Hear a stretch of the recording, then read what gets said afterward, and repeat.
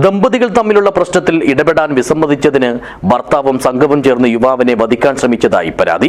സംഭവത്തിൽ കേസെടുത്ത ബദിയടുക്ക പോലീസ് 5 പേരെ അറസ്റ്റ് ചെയ്തു.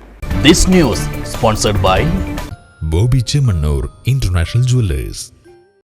നീർച്ചാൽ മാടത്തടക്കയിലേക്ക് ധീരജ് എന്ന 28-കാരൻ, നെക്രാജെ ചൂരിപ്പള്ളത്തേക്ക് സുധീഷ് എന്ന 25-കാരൻ, മധൂരിലെ ശൈലേഷ് എന്ന 20-കാരൻ, നെക്രാജെ നെല്ലിക്കട്ടയിലെ സുധീഷ് എന്ന 24-കാരൻ, മധൂരിലെ വിഷ്ണുപ്രസാദ് എന്ന 28-കാരൻ എന്നിവരെയാണ് ബദിയടുക്ക SI കെ നിഖിലും സംഘവും അറസ്റ്റ് ചെയ്തത്.